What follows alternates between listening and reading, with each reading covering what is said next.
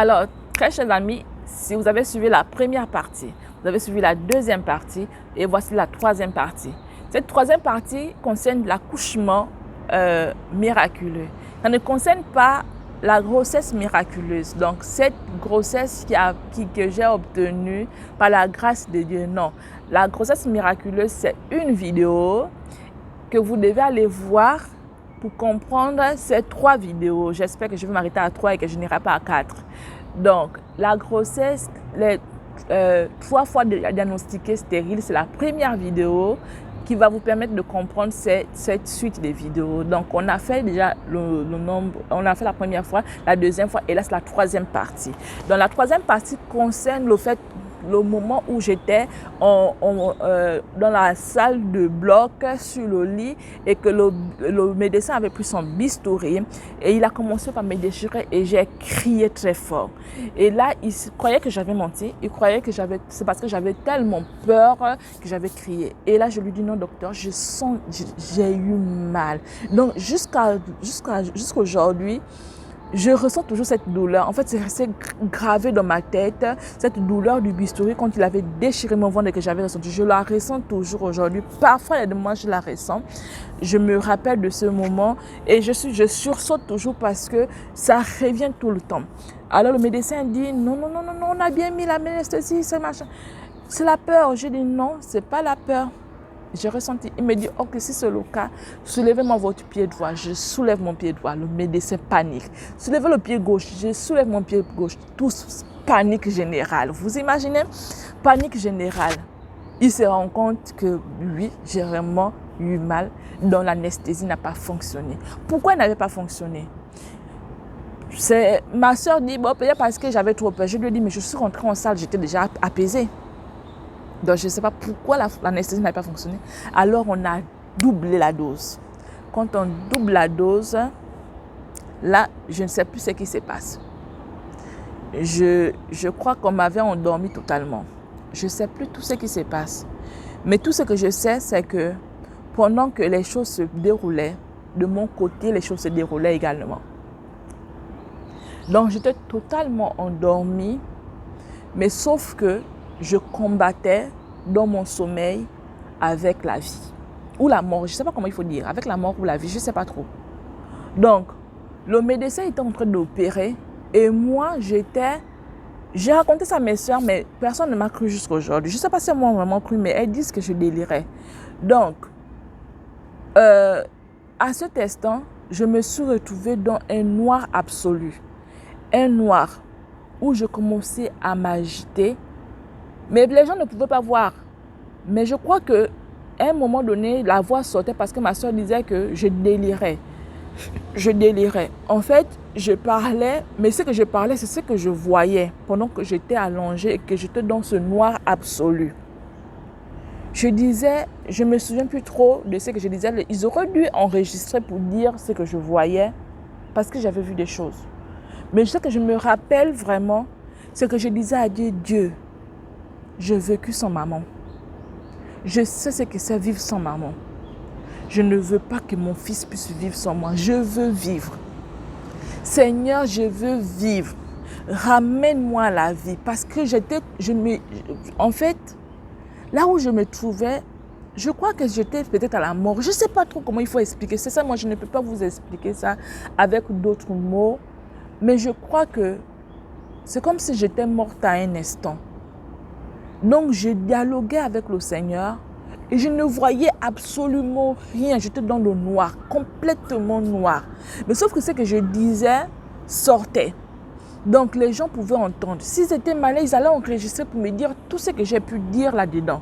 Mais je me souviens seulement d'une chose, c'est que je suppliais le Seigneur de revivre et de pouvoir m'occuper de mon enfant. De pouvoir faire tout pour mon enfant parce que j'ai vécu sans maman. J'ai perdu ma maman, j'étais très petite.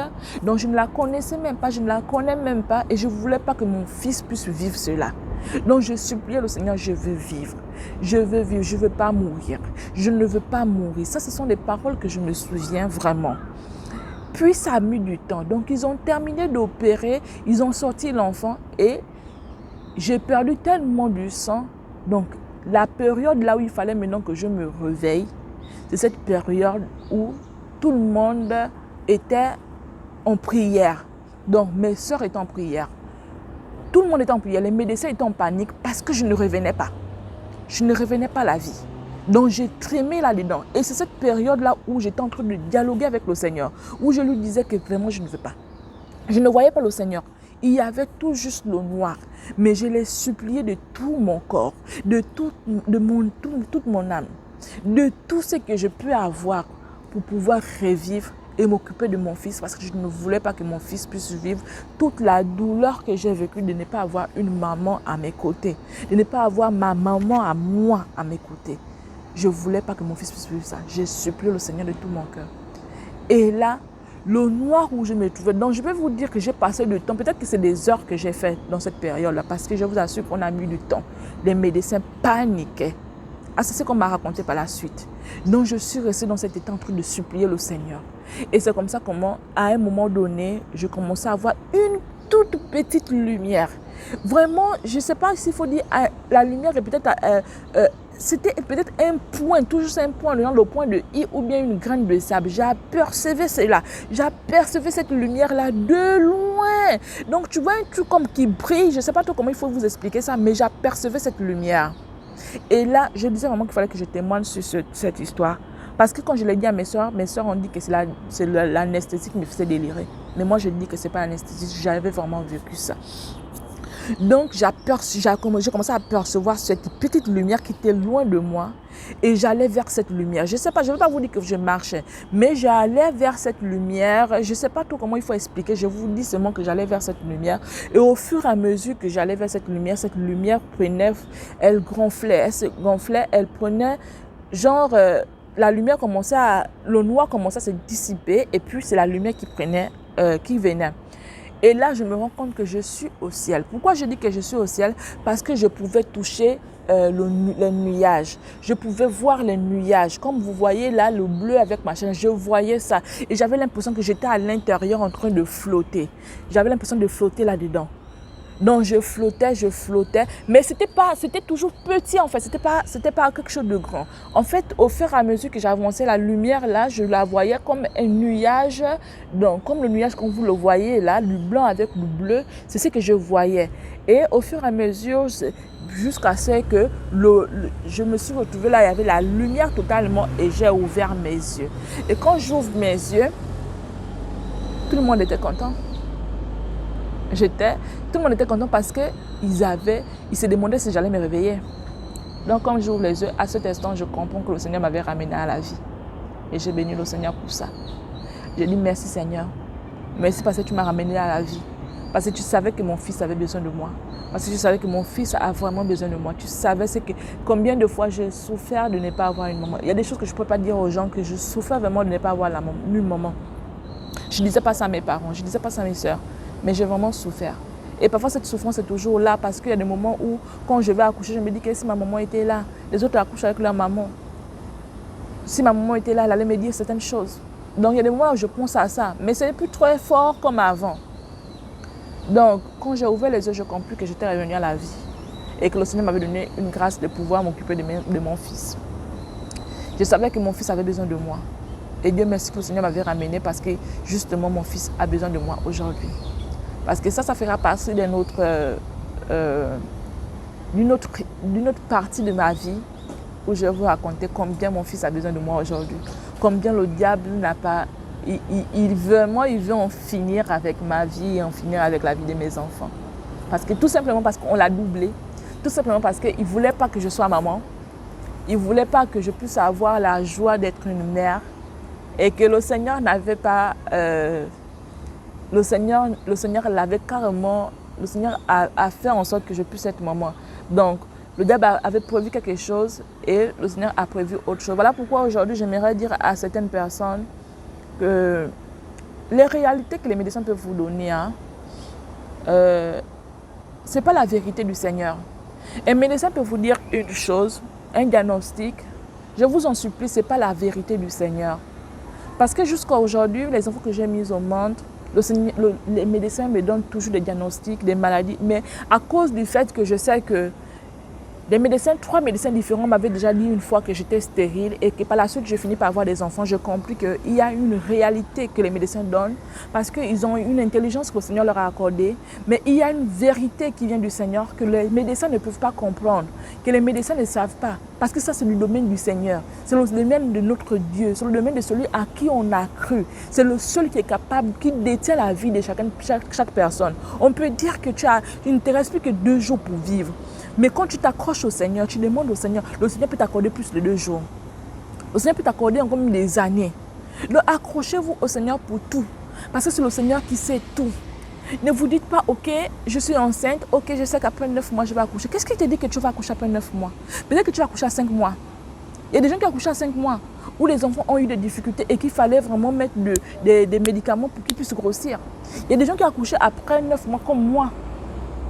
9 mois, c'est l'idéal. Mais tout le monde n'accouche pas à 9 mois. Voilà pourquoi je vous interpelle vraiment femmes. Je vous interpelle hommes. Vous qui êtes mari de quelqu'un, vous qui enceintez les femmes. Je vous assure, dans la grossesse, soyez là, vous les hommes. Soyez là avec votre épouse parce qu'elle a besoin de vous. Vous ne pouvez pas vous imaginer ce par quoi on passe lorsqu'on est enceinte. Vous ne pouvez pas vous imaginer. Ne vous fiez pas au fait qu'on devient grosse, on devient peut-être moche, ou je ne sais pas trop comment il faut dire. Ne vous fiez pas à cela. On a énormément besoin de vous pendant ces instants.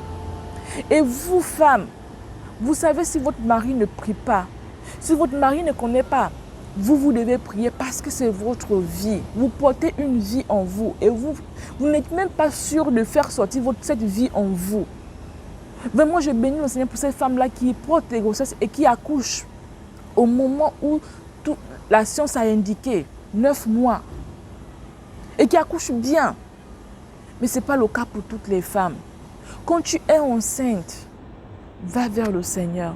Déjà, avoir une grossesse, c'est une grâce de Dieu. Tu ne sais pas comment cette petite chose-là a fait pour pouvoir devenir une graine dans ton corps et puis ça pousse. Imaginez-vous que vous avez de la vie dans votre corps. Vous avez de la vie dans votre corps. Allez-y vers le Seigneur. Allez-y vers le Seigneur parce que cette vie peut ne pas exister après. Elle peut s'arrêter. Je me souviens lorsque j'étais enceinte, quelqu'un me disait, l'un de mes parents m'avait dit, est-ce que tu es sûr que tu vas accoucher avant ton mariage? Mais quand j'avais fait des calculs, je savais que et puis par rapport à ce que le médecin m'avait dit, je savais que j'allais accoucher avant. Mais vous imaginez, si ma soeur n'avait pas eu ce songe, ce qui est sûr, c'est que je n'aurais jamais pu accoucher avant mon mariage. Peut-être que ça, puisque entre mon mariage et la période que j'ai accouché, il y a eu, je crois, pratiquement, je ne sais pas s'il faut dire 1 mois. 1 mois parce que j'ai accouché le 6 juin 2014 et je me suis mariée le 5 juillet 2014, donc la même année. Donc on va dire 1 mois. Mais ça, c'est parce que ma soeur avait eu le songe. Mais si elle n'avait pas eu le songe, peut-être que je serais partie avec cette grossesse-là jusqu'à mon mariage. Peut-être qu'on aurait repoussé le mariage pour la 2e fois. Donc, c'est pour vous dire que accrochez-vous au Seigneur. Ce jour, j'aurais pu partir. J'aurais pu partir. Mais parce que le Seigneur avait déjà... Parce que dès le début... Parce que j'avais déjà consacré ma vie au Seigneur. Parce que j'avais déjà laissé Dieu prendre la place. Parce que je l'avais déjà dit, ok, on a déjà diagnostiqué stérile 3 fois. Je ne vois pas quel miracle encore là, si ce n'est toi qui est le Dieu qui dépasse tout, le Dieu qui fait des choses qu'on ne peut même pas comprendre. Je m'étais abandonnée à ce Dieu-là. Je me suis dit, ok, Seigneur, c'est toi qui me connais là, tu dis que tu nous connais avant qu'on ne soit nés. Donc tu sais si moi je serais triste de voir les gens avec leurs enfants ou pas. Tu sais si je vais souffrir du fait que je n'ai pas d'enfant ou pas. Donc si tu sais que je vais souffrir de ne pas avoir d'enfant, donne-moi. Si tu sais que je ne peux pas supporter, comme tu sais que tu sais déjà ma vie là, il faut me donner mon enfant. Quand j'ai fini de faire cette prière, le Seigneur est venu me donner cet enfant.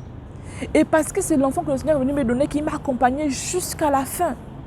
Jusqu'à la fin. Il savait qu'il ne pouvait pas me donner l'enfant et puis permettre que le diable puisse ricaner par la suite que oh, je l'ai eu. Lui, elle pensait que l'enfant là devait accoucher cet enfant. Mais il fallait qu'il ferme la bouche du diable. Il fallait qu'il ferme la bouche du diable du début jusqu'à la fin. Donc tout ce que j'ai vécu, tout ce que j'ai traversé, c'était pour la seule gloire, la gloire du Seigneur. C'était une grâce que j'ai eue. Je n'ai pas mérité cette grâce. Non.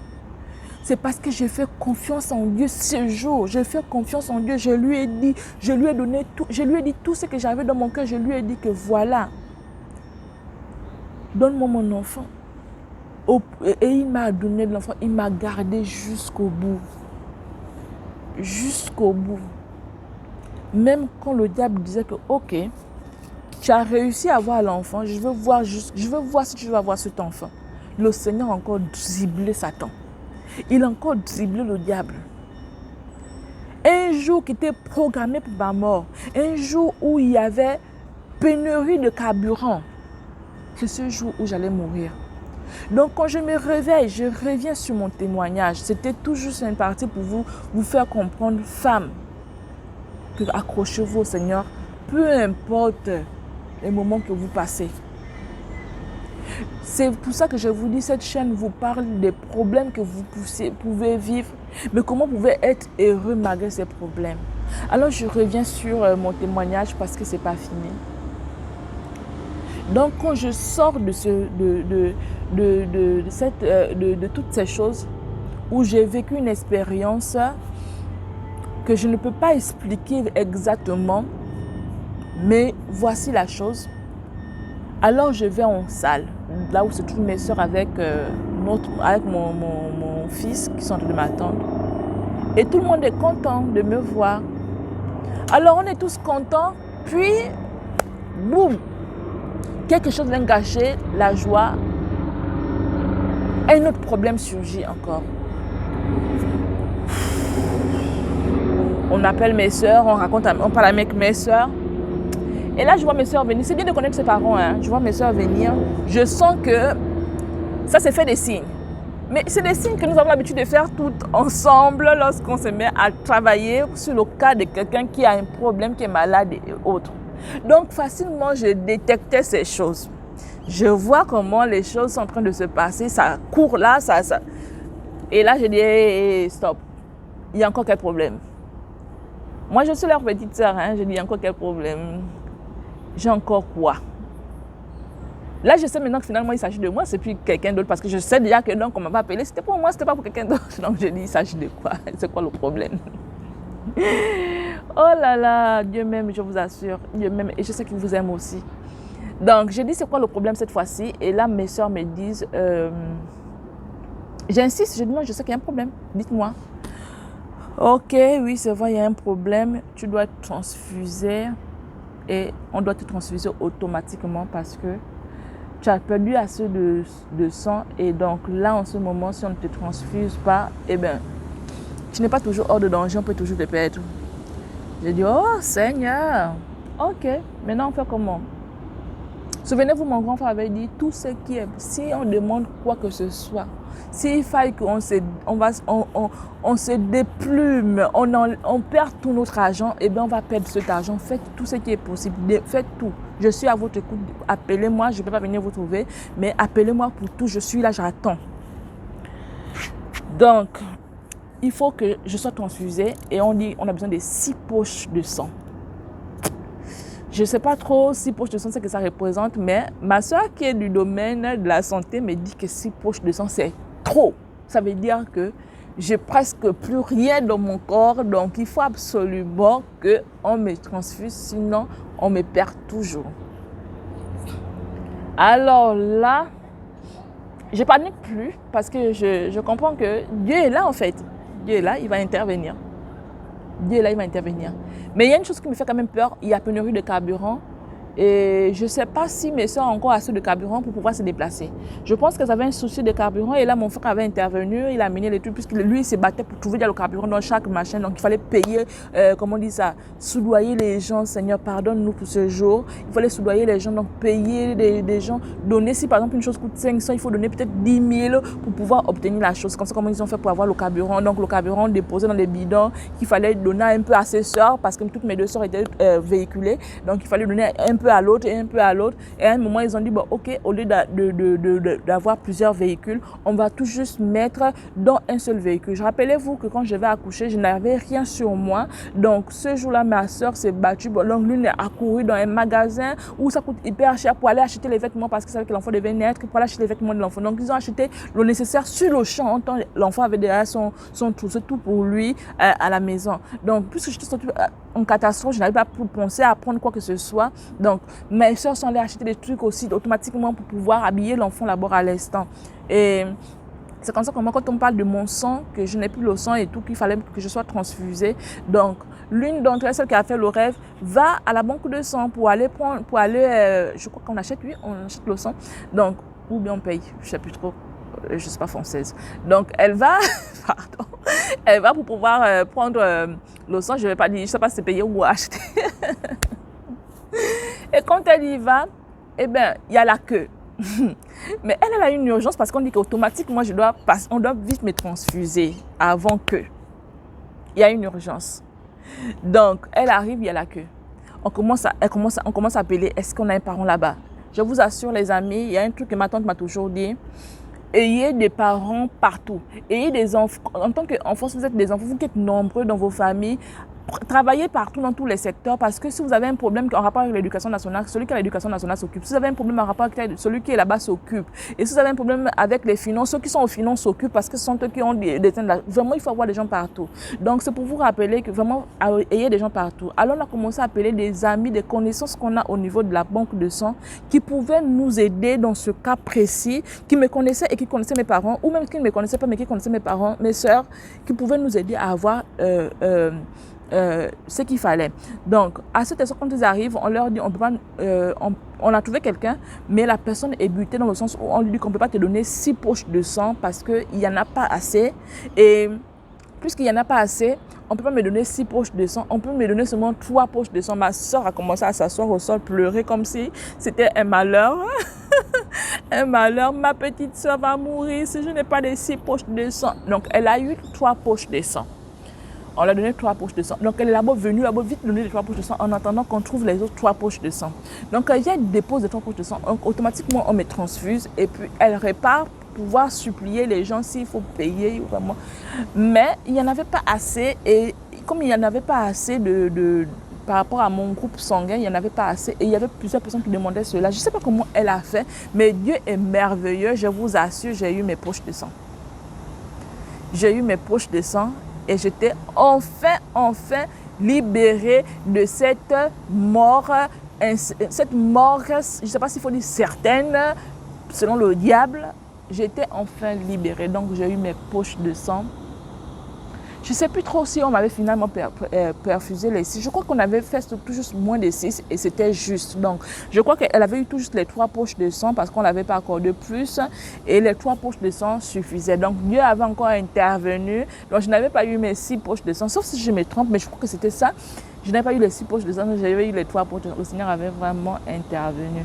Donc, je suis vraiment une personne comblée. Ce qui fait que aujourd'hui, tout ce que je suis en train de vivre, c'est vrai, parfois je panique par rapport à ce que je vis, mais je sais d'où je viens et je sais comment le Seigneur a toujours travaillé dans ma vie et je comprends que tout ce par quoi je passe, c'est pour un but. Voilà pourquoi lorsqu'il m'a demandé de me lever pour pouvoir parler aux dames, par rapport à tout ce que j'ai vécu, tout ce qui m'ont enseigné et dire à ces personnes que vous qui avez des foyers compliqués, des foyers où on vous marginalise, où on vous traite de tous les mots d'oiseaux, on vous traite peut-être comme des serpillères, sachez que vous avez la possibilité de pouvoir changer ces choses en vous accrochant à celui-là qui m'a sauvé et sauvé mon fils. Vous vous accrochez en lui. Il y a des astuces, je vais y arriver, qui sont là, que vous pouvez employer dans votre vie pour pouvoir changer des choses et être heureuse. Donc, avoir des problèmes dans le foyer, ça c'est normal.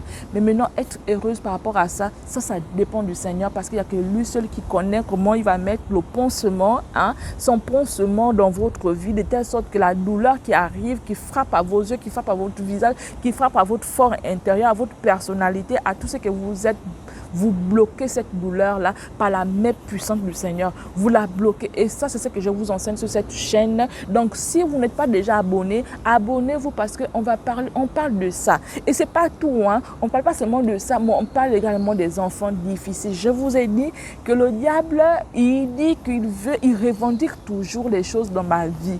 Mais ce qui est sûr, c'est qu'il a déjà perdu d'avance parce qu'il n'aura ni mes enfants, ni ma personne, ni mon mariage, ni tout ce que j'ai parce que c'est Dieu qui m'a donné.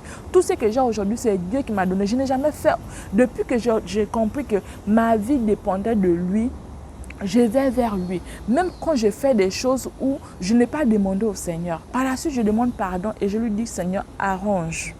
Donc, je dis ça parce que je comprends que je ne peux pas vivre sans ce Dieu-là.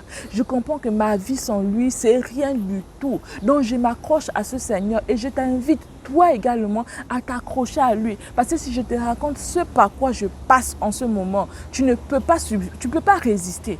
Tu ne peux pas résister. Mais si je parviens à résister jusqu'à présent, c'est parce que j'ai fixé mon regard vers cet homme-là. Cet homme qui m'a amené vers le ciel là-bas et qui m'a ramené parce qu'il savait que mon enfant avait besoin de moi. Et aujourd'hui, mon enfant a besoin de moi. Il vit de ces choses-là. Il vit de ces choses.